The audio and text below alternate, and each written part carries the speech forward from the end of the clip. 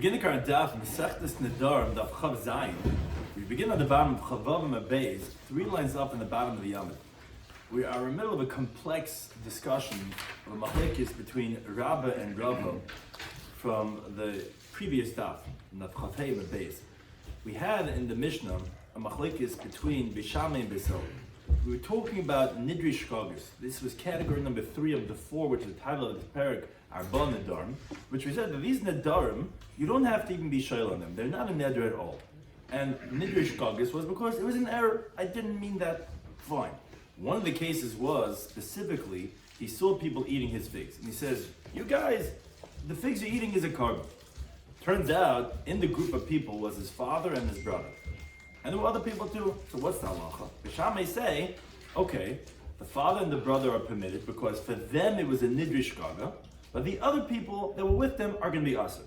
The Sil said, no, and they're all going to be permitted. So how do you qualify this machlekes?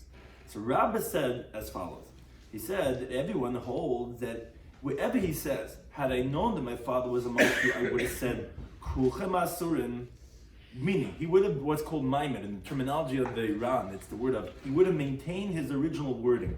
I would have said, all you guys are forbidden, except for my father. Okay, everyone agrees over there, they're all going to be asur, and the father is going to be permitted. The whole machlekes was, and as we explained from the Ran, the reason that is because essentially it's no neder shehuter miktsas or huter kulei. You're keeping the primary neder that you originally made. You're keeping the same wording. You're just adding on chutz me'aba, and really the father was never really meant to be included. So that's where everyone's going to agree that even Beisil is going to say that they're all going to be asur. The whole machlekes was, he says, had I known that my father was amongst you guys, I would never have said kulchem asurin. I would never want my father to sound like he's part of the neder. I would have said you and you and you and you and you are asur, and my father is mutter. That is the machlekes, what's called mishana. The way the Ran's wording is mishana b'dibura. He would have changed his wording. Oh, okay, you would never have even said the whole wording. And also, you want to be partially being matter this neder because you want to say my father shouldn't be included. Then we're going to say the halachic principle of neder shehuter miktsas huter kulei, in contrast to Bishamai, who doesn't hold of neder shehuter miktsas huter kulei. That was Rabba's qualification of this machlekes. Rava, which this started at the top of Chavam and Al, he said, no, a little bit slightly the other way. According to Rava, he's being more machmer. He's saying Beis Hill would agree you would not say hutter miktsas or the kula in the case of kulchem. Rava is more lenient. He says, no, everyone agrees. When you say, had I known that my father was amongst you, I would have said that you and you are asir and my father is mutter. Everyone agrees that it's going to be mutter. Why? Like the Ran explained, there's 2 variables lahater. One of them is the fact that you're being matter, you never met your father in the first place, and also the wording, you would never have kept even the wording. So the 2 of them together, everyone agrees, and according to this, according to Rava's interpretation, Bisham agrees to the principle of neder shotem mitzasei huter kulei. He agrees to that halacha. The whole machlekes was when he says, had I known my father was amongst you, I would have kept the same wording. I would have said, all you are asur except for my father. So what's the machlekes then, in specifically that case, that you're keeping the same wording? Beishamai held like Reb Meir, that says tafas lashon rishon, that we go based on the primary wording that you said, which is the first thing that you said, because we said timuchas ayla timuchas shlamim. What does the animal become? That's machlekes Reb Meir and Reb Yesi. Reb Meir holds you hold tafas lashon rishon, the first thing that he said. Oh, according to that, Beishamai is saying the first thing that he said is kulchem, and that's the same thing he said the first time. Okay, then you're really not being matir neder even b'miktsasai, because although you're adding on chutz min abba, that's secondary. That's not the primary. The primary is the first thing that you say. So therefore, says Beishamai, in that case, you're not going to be matir the other people. Beis Hill, however, held like Rabbi Yesi, which is begemar devarim adam nitfas. We go based on the last thing that you say. The last thing that you say becomes primary, which is chutz min abba. Oh, so wait a second, that's uprooting partially the neder that you originally took, which was kulchem. Now we're going based on your summary of your words at the end, which is chutz min abba. Okay, so therefore that's a neder shut mitzasa, the kulei. That was the machlekes between Rabba and Rava in this machlekes, and that's where our Gemara is continuing on the bottom of Chavam Beis with questions on Rava's version of the machlekes. How do you resolve the following Tanoic teachings? Just goes on because turning to Chaim. of today's daf. Something we're discussing today's daf after we finish this discussion from the previous Mishnah of Nidri Shkogas. We start the fourth and final category of Nidri Einzin, which was the person who was prevented from fulfilling the task due to an Einis. How that we're going to say that that's not considered a Nedra at all. Then the Gemara discusses it's a very short daf. The Gemara discusses a specific case of a Hugava, a certain person, the Atvis Achvasa B'Beidin. What happened is that the courts gave him a period of 30 days to go ahead and bring proof for the court case, and all the documents that he had for his merit, he deposited by them, and he says, look, if I don't come back within 30 days, all these proofs and documents you can nullify it. And what happened was, Isnis Asa, and something beyond his control happened. He wasn't able to come within the 30 days. What is the halacha in that situation? And that will be directly related to the halacha of the Mishnah of Nidri Einzin. Some important terms of concepts today's daf are Neder Shut Miktsasi with the Kula, which we finished in the previous daf. When you have part of a Neder that became permitted, then we say that if the whole thing is going to be permitted. Asmachta, which a well documented terminology that comes up a lot in the Gemara's, Asmachta is that there's a person has somewhat a situation. It's usually used in the context of like gambling, which a person has a situation where he's relying on the fact that he's not going to lose, although there is that risk factor. So the question is, when the person is guaranteeing, he says, yes, if I lose, then you can have all this money. Does he really, is this a real kinyan or not? So Machlekes and Gemara, Yehuda says Asmachta loy kanya. He says Asmachta is kanya. But on the one hand, you say yes, this is what he's promising, and it's an acquisition. On the other hand, you say that no, he really didn't have that in mind. Although he promised, he didn't think it was a possibility, and although he said it, he didn't really have that reliance, and therefore it would not be a valid kinyan. So we begin the current daf. We're first finishing up the discussion from the previous daf. We're on the bottom of Chavav and Beis, 3 lines up in the bottom of the Yomit. Says the Gemara, Eisvei Ravina l'Rava. Again, and this question's on Rava, who, as we qualified, he holds the Machlekes Beishamis Hill was specifically in the case where he maintains his original wording of Kulchem. He said, all you guys are forbidden to eat the figs, and then he finds out that his father's monks him. But he would have kept the word Kulchem, but he would have added on Chutz min Abba. That's where the Machlekes between Beishamis Hill. But everyone agrees, according to Rava, that in the case of, if he would have changed the wording of Kulchem to plainy, that we would say Neder Shut Miktsasa with the Kula. According to everyone, there's no one that doesn't say that. Even Misham would agree. On that, Ravina asked from the following brayso. Rav Nosnaim, he says the following halach: Yesh Neder, there is a vow Shemiktsase Mutter, that part of it is going to be permitted, which the Ran explains even without She'ela, because since there's an error in the primary Neder itself, that this guy never had a mind for this types of figs called B'nai Shuach, as we're going to explain in a moment. So it's totally permitted, and without even asking about it. But part of it is going to be forbidden. Ketzad, what's the case? Says the Brisa, Nodr min hakol. If someone takes a vow from a basket full of figs, and there's a continued type of chavzayin valve, and inside the basket there were these very good figs called B'nai Shuach. He says, you say had I known that inside this bucket of figs there's these high quality figs, I would never have taken such a net.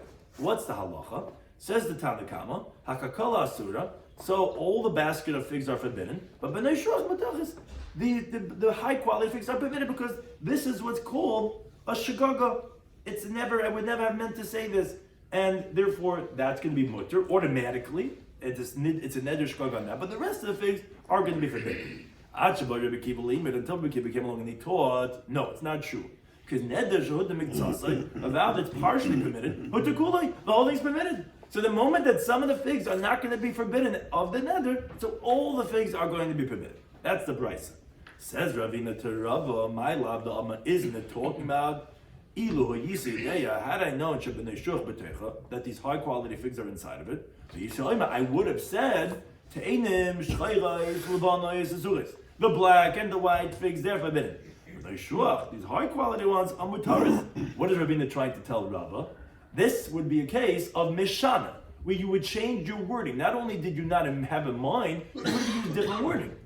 And Rabbi Kiva, and who's the one that holds Hutu Miktsasei, Hutu Kulai? That's Rabbi Kiva. But a Pligi Rabbanon, the Rabbanon would disagree and would not say Hutu Kulai. Wait a second. According to Rava, no one disagrees. And there's a whole discussion in the round regarding who are we discussing Machlekes B'Sham B'Sil. We discussed Machlekes B'Kiv and the Rabbanon. But be that as it may, just to simply understand, according to Rava, everyone holds in such a case when you change your word that it would be hutter kulay. But here you see clearly that it's only according to Rabbi Kiva. But according to Rabbanan, you wouldn't say even though you're changing the wording. That says Rava, no, it's not true. But it's talking about Ila Yisrael. Had I known that these high quality figs are inside of it, but Yisrael, I would have said Kala Asuva. The whole basket is forbidden. What's that case that Rav is saying? That's a case of Maimed. I would have said the same words. I would have said that all of it is Asur. I just would have added on that, however, the Bnei Shulchan Matavis. That case is the machlekes that we have. Where, according to Maimon, is only according to Rabbi Kiva. Rabbi Kiva is the only one who says that even when you maintain your wording, you're going to say not the Shot Miktzas how to cool it. But the Rabban disagree, and hold that you also have to have Mishana B'Dibur. So now the Gemara just finishes off by explaining that there's going to be a difference between Rabba and Rabba how to explain this last brisa. Who's the one that taught the following brisa? If someone took a vow from 5 people at the same time, so if you permit it to one of them, Hutru kulam, they all become permitted. Now, but let's say you say chutz mi'echad mehen, except for one of them, then the halacha is hu muter v'hen asurin. He's permitted, the one that you said chutz, but they're all forbidden. So who is this Tana? So the Gemara explains it's going to be a difference between Rabba and Rava to explain who is the Tana of this brisa, as the Gemara says. Ila Rabba, if you're going like Rabba, he was the first interpretation that we had said. So you have to say like this. Reisha, what's the Reisha? Reisha is, you said 2 different cases here in this brisa. One case was, if one's permitted, they're all permitted. And the second case was, no, if you say chutz me'echad men, only he's going to be permitted and the rest of them are going to be forbidden. So the Gemara is explaining the Reisha, meaning when one is permitted, you're saying the case of lazeh u lazeh. You're changing the wording. That is Rebbe Kiva. In other words, when you're changing your wording, that's going to be the halacha. Oh, so then it's going to be permitted. The Seifa, again, you have to remember that Rab is the one that said the more machmer de geshita. He's the one that said that everyone's going to agree it's going to be aser when you're maintaining your words. The old machlokes was when you're changing your words, then you have a machlokes, and only then do you have one opinion that says it's going to be mutter. So here when you're saying a case in the Reisha, that if one's permitted, they're all permitted, that Reisha is Rebbe Kiva. He's the one that says, when you didn't you didn't have someone in mind, and you're changing your words, then it's going to be mutter. So that's Rabbah. It's again a little of halti cup, but that's the Reisha, when one's mutter, they're all going to be mutter. That's Rebbe Kiva who holds when you're changing from kulchem to lazeh, it's going to be mutter. The Seifa that says that it's going to be aser, meaning only one guy who mutter, but the hein asur, and the rest are going to be aser.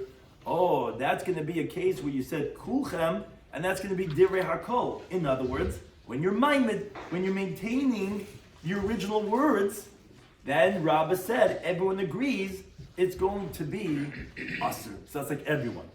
That's according to Rabbah. But either Rabbah, if you say like Rabbah, then it's different. Seifa, the last case, which was the case that you told me that only one is going to be mutter, but the rest are going to be aser, that's the Rabbana.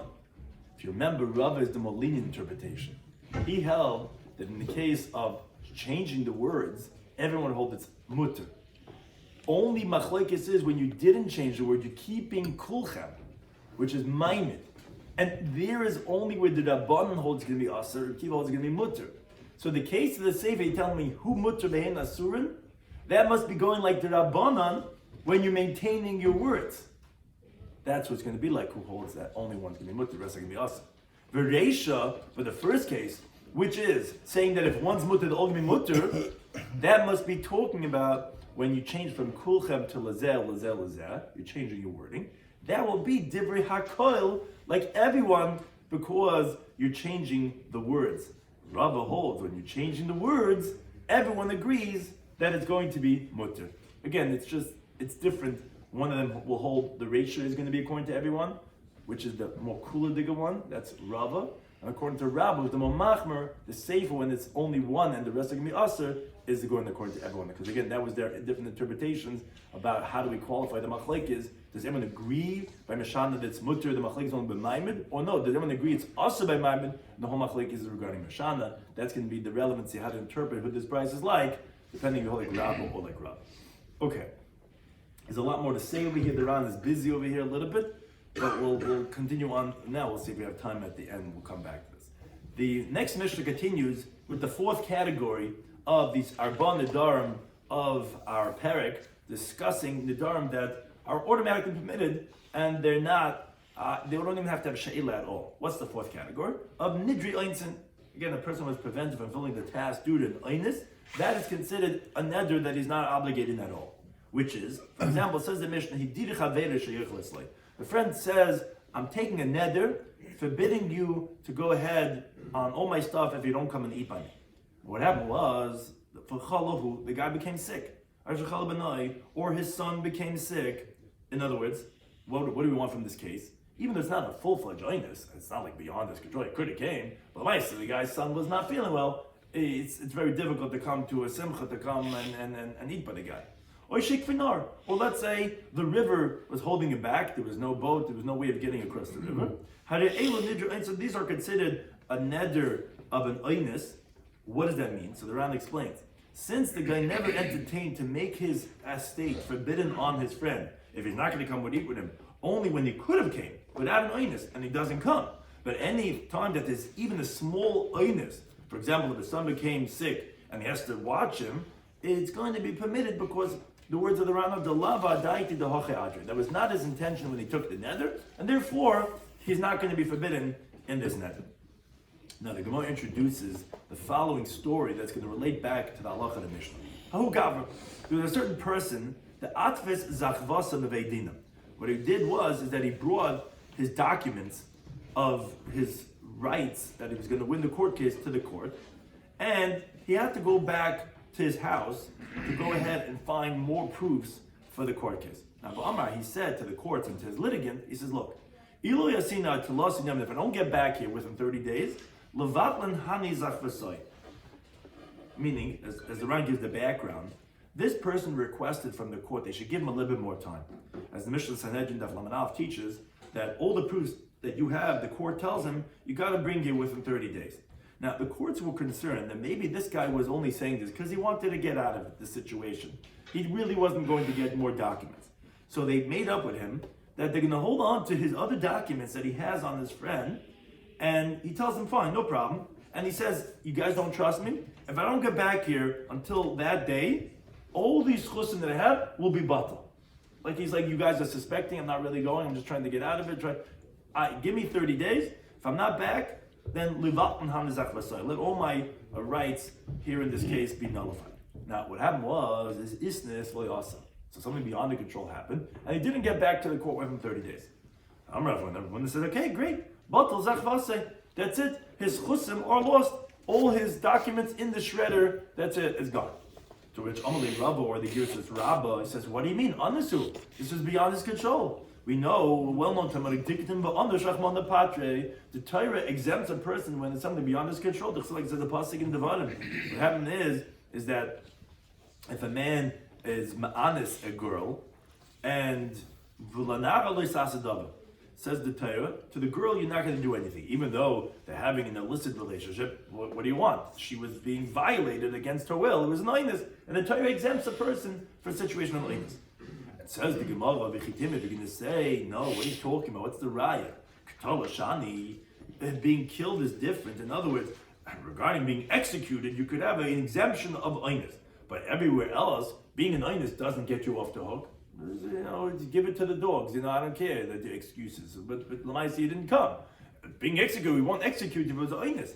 Says the Gemara, but no, it's not true. Because what not? This was our Mishnah. You see that an oinus is global. The Mishnah told us what's Nidri Einsin. There's a category of Nedarim that you don't have to keep the Neder because it's an Einus. You said if you took a Neder on your friend that you should come eat by him. When they become sick, or his son becomes sick, or the river gets in the way, this is considered a Neder that an Einus prevents him happening.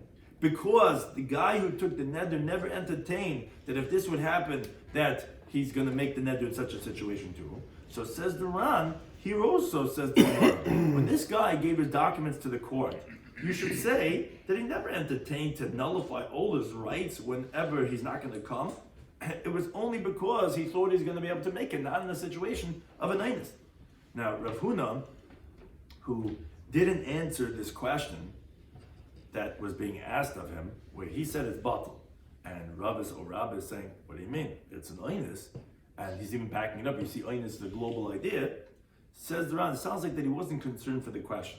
Why wasn't he concerned for the question? Why didn't he feel it was a legitimate question? Because in our Mishnah, the one who took the neder, he didn't have to make a stipulation, because what does it bother him regarding his friend? Okay, so his friend will be also to eat his stuff.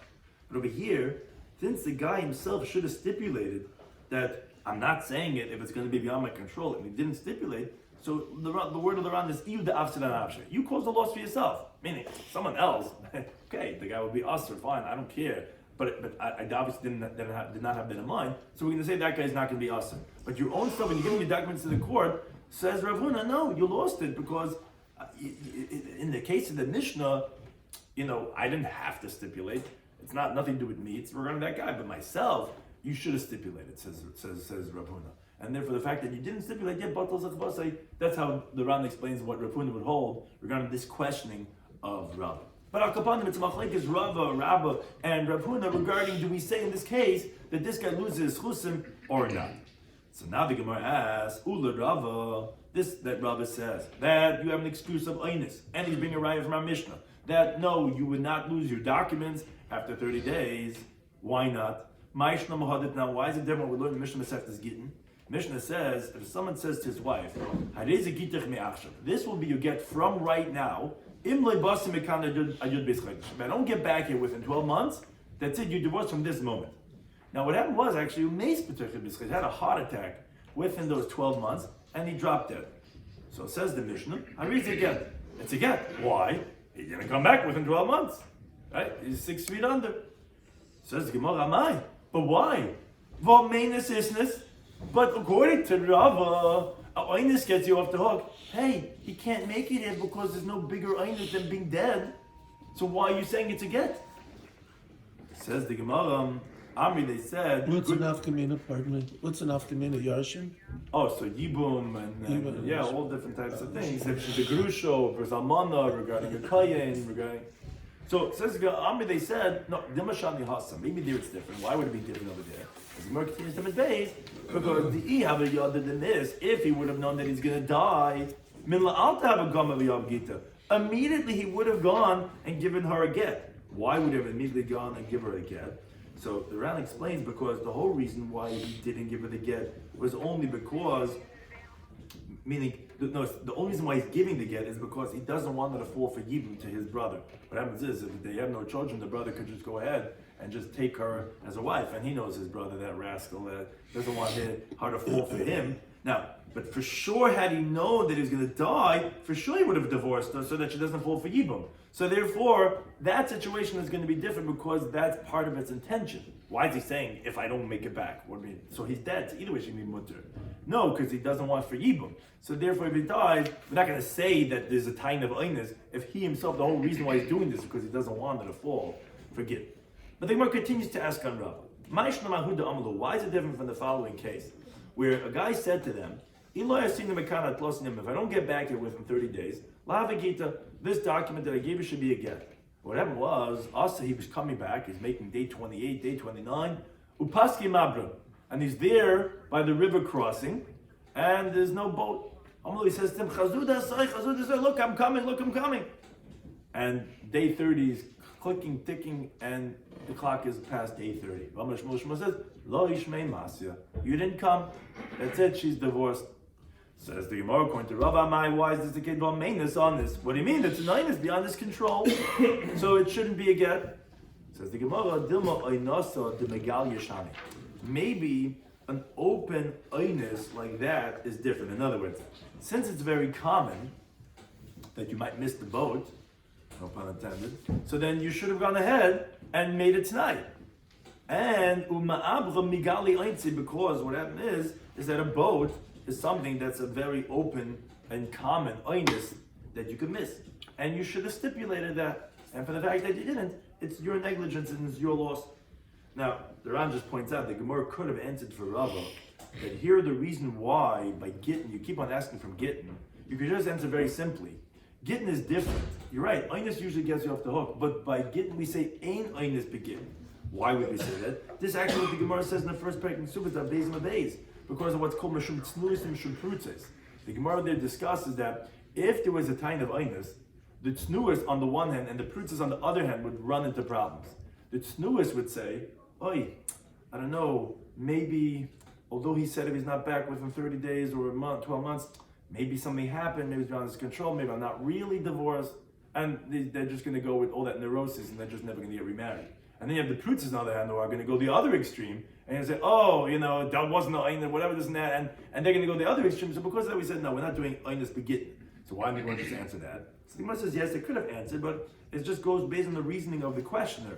Who he holds, there is a time of Einus Begit. So even according to that reasoning, you can still give an answer and say that, oh, this Einus is different because this is the Einus you should have expected and you should have stipulated, and that's not going to be a good, valid claim of Einus Begit. That was questions on Rava. Now the Gemara asked the other way, on the other opinion of Rav Huna. Ula Rav Huna, that he said, no, you don't have a time of Einus. And you actually do lose your all your documents that you gave to the courts because you didn't come back within 30 days. Even though it was an Einus or whatever that happened, you're going to lose it. The Gemara has a question from a different angle. Mechti, let's see. Asmachtahi. What's an asmachta? So we explained that an asmachta is something that you're really relying on something, and even though you give your word, you totally don't expect that other option to ever happen. Where here's like, if I don't make it back within 30 days, he didn't think that was going to happen, and therefore he's making this promise, but that's definitely not his intention. This guy, that he only gave his documents to the courts because he was confident that asmachta, he's relying on the fact, of course he's going to come back. Now, in any situation that you have a asmachta, the halacha is asmachta lo kanya. You are not acquiring with an asmachta, and therefore even without an einus, it should not be a valid acquisition to the courts to rip up his documents.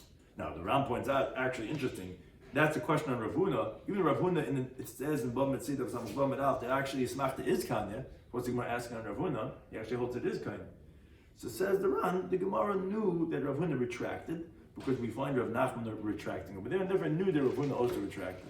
And therefore, according to Rav Huna, why are we going to tear up his documents? This is a case of a smachta. He definitely didn't think he's gonna lose in this situation. So why would we say that it's going to be kaina? So it says the Gemara that shani hacha. Here it's different. Why is it different over here? Because the mitzvah on zechusa. What happened is that in this case, since the documents were removed from his domain and he deposited it by the court, so therefore there's not going to be a case of a smachta. I mean, it's not just like you're promising something and like you think it's never going to happen. You actually took the documents and you gave it to them. Oh, that shows a little bit more of a release of your domain over here. And therefore, then we're going to say that yes, it was a valid kinyan. Which you might actually ask on that. Is that release over? Hecha the mitvasin, that when you're matvasid, that you actually deposit, like you give the money to the other guy, lava smachti, it's suddenly not in the smachta, and if we don't say that, it's like, what do you mean? Of course, I didn't think I was going to lose, and therefore it shouldn't be a kinyan. But now we're doing the Mishnah Baba Bastra. The Mishnah says, Misha para mikzas. Someone paid up part of the debt. Now, what happened was, when you pay a part of a debt, it gets sticky because the guy has the original document that you owe him $100.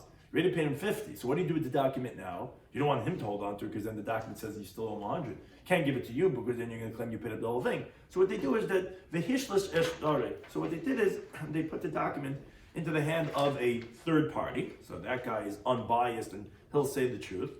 And he says, moreover, he says, he tells the third party, if I don't come back here within 30 days and I give him the rest of the money, tell Papa, you give him back the document. And then he'll basically be still owing $100, even though he paid him $50. So what happens if he gives mandolin loss? What happens if the 30 days comes and he doesn't give him the remaining $500? So Rabbi Shloimy says, yeah, Yitin, go ahead and give the document back to the original guy, because as the Ram explains, Rabbi Yisi holds, asmachta kanya.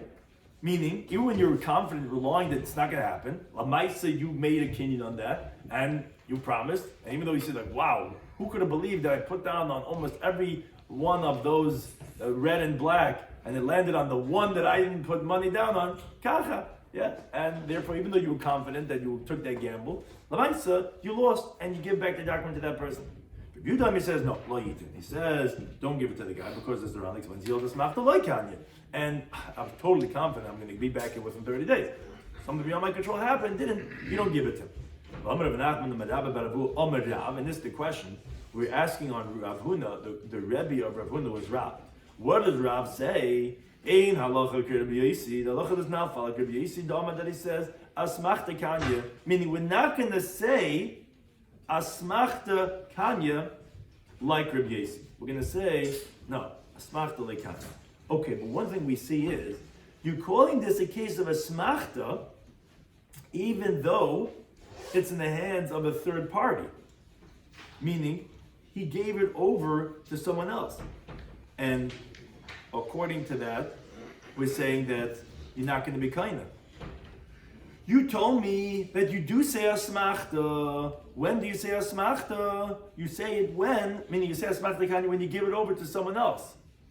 But if it's in the hand of a third party, why are you telling me that you're not going to say asmachta kanya in this case? This is the case of at mitzvahs and zuchusim that you gave it over to someone else.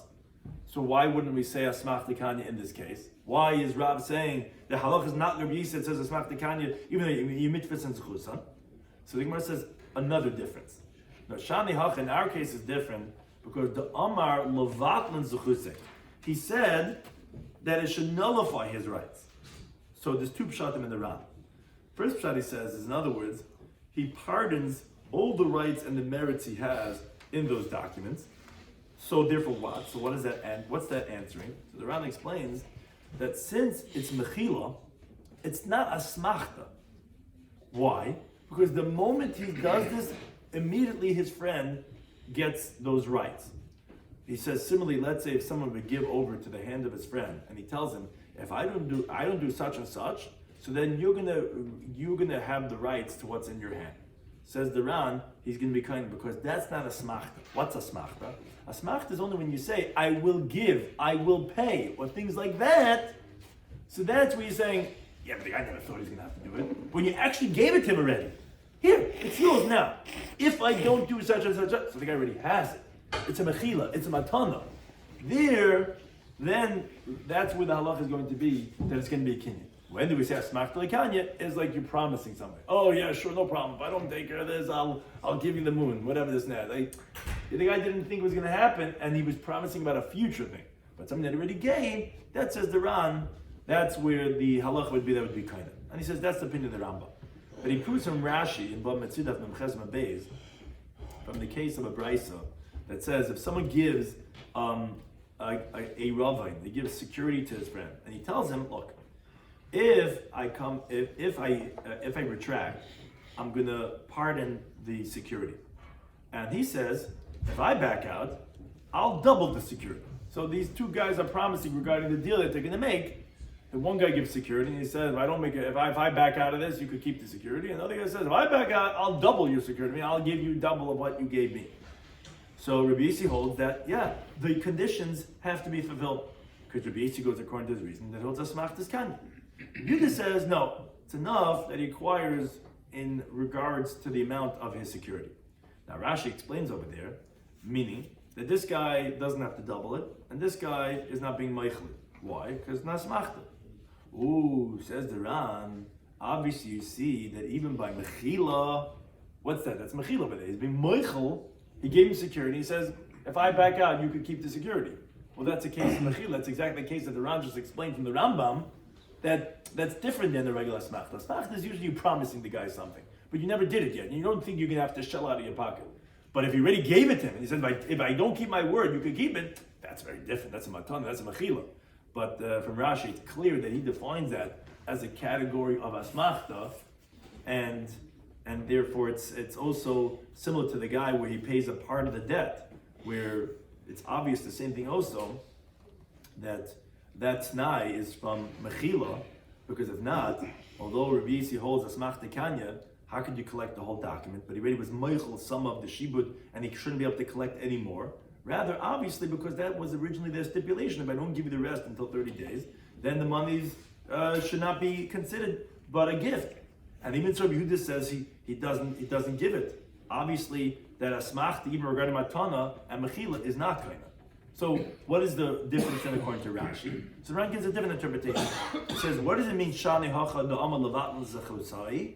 Is where, in other words, what it means to say is he admits that if I don't come back within 30 days, that all my proofs should be null and void because in other words they're lies. That's how the Ran explains for Rashi why here it's different. That these words of the Gemara of Shani Hacha Da'ama Levatna Zechusei, what do you mean Levatna Zechusei? It's saying that it should be null and void because obviously if I'm not back in 30 days, then I was lying.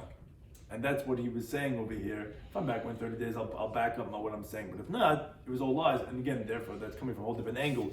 Of course, then it's going to be Levatna. Of course, it's going to be Batal because he was lying. But regarding the halacha of asmachta, you're right. According to Rashi, that wouldn't differentiate it at all. That would still be considered a case of asmachta, whether you are promising for the future or you're even giving the money right now. According to Rashi, that would still be considered asmachta. And your loikan, you would not be koina. So why would Rav Huna say over here that the best is koina and could shred his documents simply because he's really basically saying I was lying? Lying, okay, fine. He does, but then we'll shred your documents.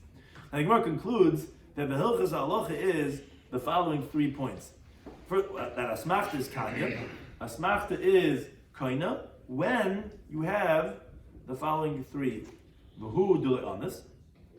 First of all, that it wasn't an einus. In other words, even an einus that's similar to his son becoming sick, which is not even a full-fledged einus, because the Ran says if it was an einus gomer, that would be pashut. So we're saying that even just a small type of an einus, it cannot be that einus. So it was not an einus.